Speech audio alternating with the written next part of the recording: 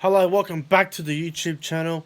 I am Nick from Australia. Welcome to another 2020 preview video.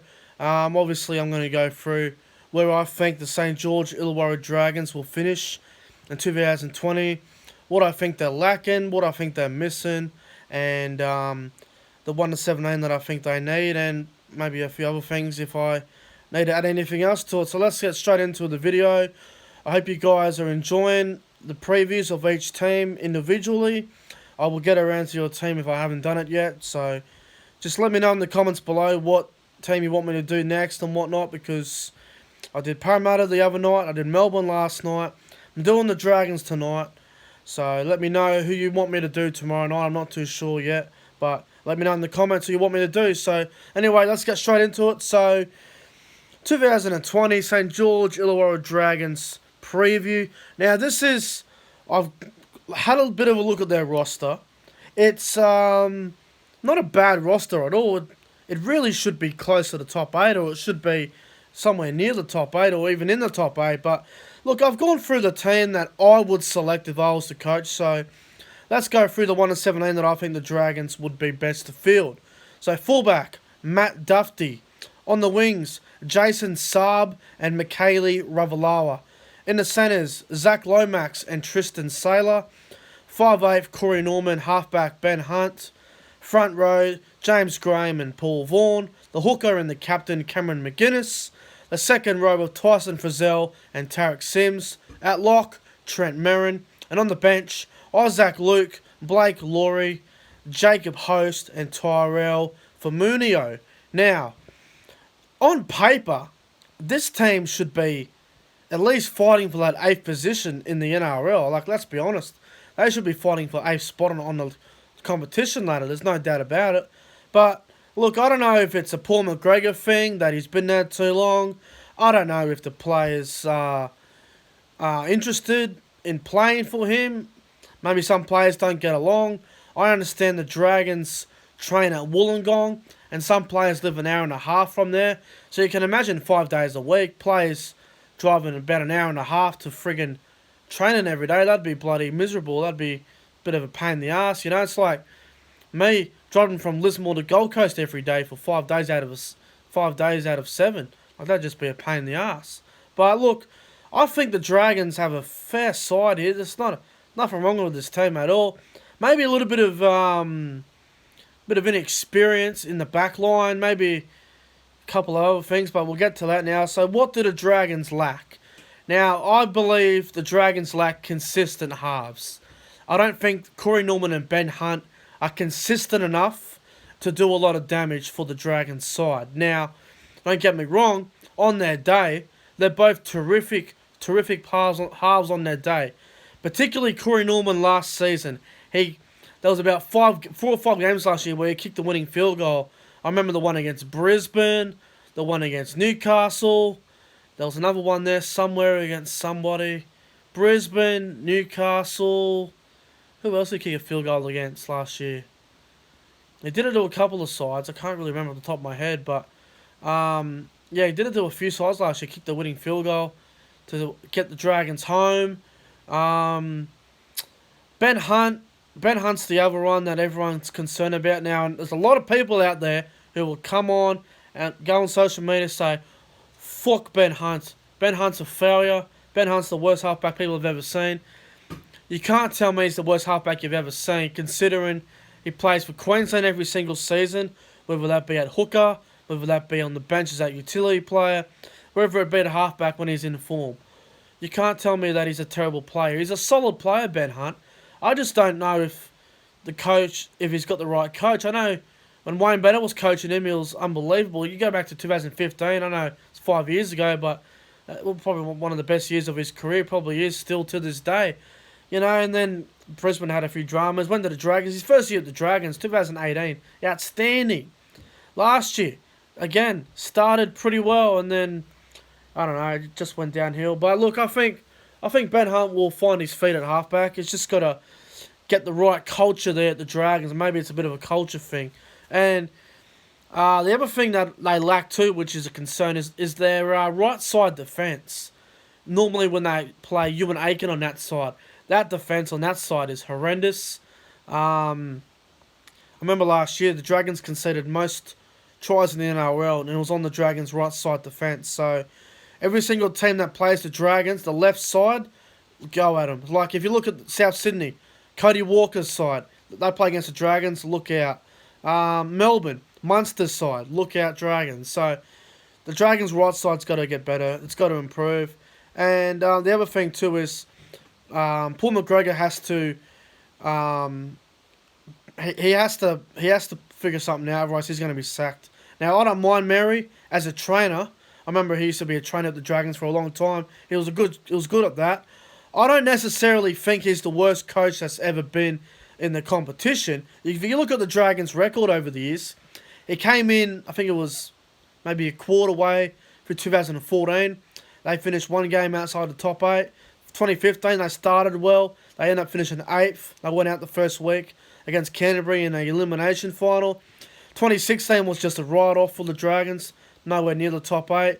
2017, they should have made the top 8. They started the year so well, and they fell off late in the year. They had to beat the Bulldogs to make it. If they had to beat the Bulldogs, they would have finished 7th on the ladder, but they ended up losing to Canterbury and ended up missing the 8. And then 2018 was a massive improvement. I think they won their first 7 that year. They won their first 6 or 7 games, and then they ended up getting rid off against Brisbane up at Suncorp in the elimination final, and the Dragons ended up flogging them, which I predicted too, by the way, on my YouTube channel right here on Nick from Australia. Go through my old videos, you'll see it. 2018 finals week 1, you'll see I predicted the Dragons, about $4.50 on the odds. And last year, 2019, I think I had him in the 8 last year, but last year was a write-off as well. So you can see that I've had one good year, one bad year, good year, one bad year, and then another shocking year.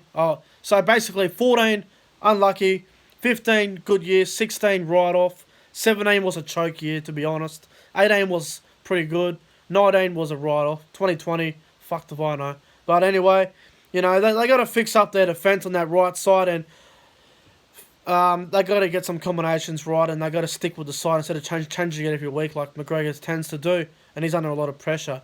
But what do the Dragons gain for 2020? I'll tell you what they gain. I think the signing of Trent Merrin is actually a really good signing. I think he tightens up the ruck. If he starts, he was on the bench the first 2 games, which I can understand because you want to have some experience on the bench. But in this Dragons side, I think Merrin's better off starting at lock. What Trent Merrin does do to the Dragons, he tightens up the defence. He fixes a lot of issues. You look at the Dragons over the last year and a half. They've let so many sides go straight through them, through the middle. And you look at their side on paper and you're thinking Graham, Vaughan, Frizzell, Sims, and I think Blake Laurie or Corbin Sims was there. I don't know how the hell they just let that happen. They let the holes open like that. But look, Trent Merrin will fix that, I believe. And, yeah, I think Trent Merrin's going back to the Dragons is a good thing. What else did I write down here that I was going to go on? Also, the first 2 rounds I noticed, they know how to score points now. They figured out how to attack with the football.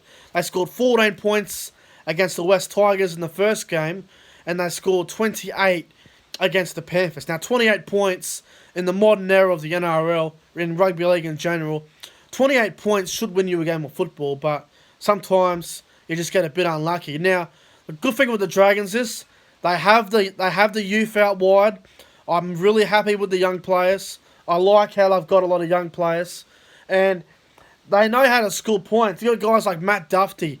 Remember last year on Anzac Day, he scored one of the best tries that I've ever seen. And then last year at Bankwest, he scored a freakish try. Guys like Zach Lomax, who I think will play for New South Wales one day, maybe in 2 or 3 years' time. Tristan Saylor, he's probably more of a fullback or a 5'8", but I believe Tristan Saylor's got to be in this side. He's a great young talent coming through. Michaeli Ravalawa, you saw the try he scored against the Tigers in the opening game at Cogra Oval, or wherever it was. The chip and chase from Ravalawa was fantastic. And the young kid, the rookie, Jason Saab, I remember the game last year against Souths. He showed some fantastic signs. He's a good kid. You know, even though this Dragons backline is very inexperienced, I don't think there's a player in that backline that's played more than 50 games. But look, I think going with the youth here for the Dragons, going with a young side, I think it's a real positive thing for the club going forward. And I think, obviously the key to the Dragons is clearly Corey Norman and Ben Hunt. If they don't click, they're going to fall into a heap, clearly. But also, I think Cameron McInnes is going to be a really, really good leader this year. He's the key to the Dragons. If you look at the sides like Canberra and Melbourne, Hodgson and Smith, they're the keys to Canberra and Melbourne. If Hodgson and Smith weren't, if Cameron Smith and Josh Hodgson weren't playing for Canberra or Melbourne, they wouldn't make the 8. It's pretty simple. Same with the Dragons. McInnes is such an important player to that side. He has to be there, and I think he will lead by example, and I think he will, show that the Dragons can be a competitive side this season.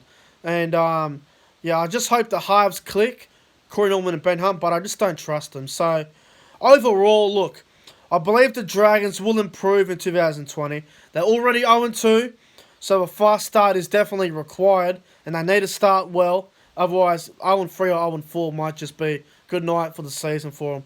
Look, I think they'll climb up the ladder a little bit. 2019, they finished 15th. In 2020, I believe the St. George Illawarra Dragons will finish in 11th position. A lot of people are putting them in their bottom 4 and stuff, but I'm going to disagree with them. I have a bit of a soft spot for the Dragons. My dad's a mad Dragon supporter. It's my dad's 70th this year. I hope to see the Dragons improve. I want to see them finish 11th position. I think they have the team and they have the quality in their side to finish higher than bottom 4. You look at their roster on paper, their team is too good for bottom 4, really. They have a great young backline, solid halves on their day, but they're very inconsistent. I don't trust the halves. The forward pack is as good as anyone's on their day. James Graham, tough player. Paul Vaughan's an origin player. So is Frizzell and Sims. Merrin's got experience. The other players may not be there. Also, I don't know if Corbin Sims should be in the side. He always gets injured, so I don't know. Corbin Sims might have to play a bit of reserve grade to get back into the side, but that's just my opinion. Anyway, guys, I think the Dragons are going to finish 11th in 2020. Let me know in the comment section below where you think the Dragons will finish in 2020. I think they'll be a competitive team. They may just miss the 8, but McGregor might get sacked, but who knows. Anyway, guys, I'm getting out of here. Hope you guys enjoyed the preview of the Dragons for 2020. Make sure you guys go ahead and like, comment, subscribe, share the video. Let me know in the comments who you want me to do tomorrow night, and I'll see you guys in the next one. Have a good one, guys.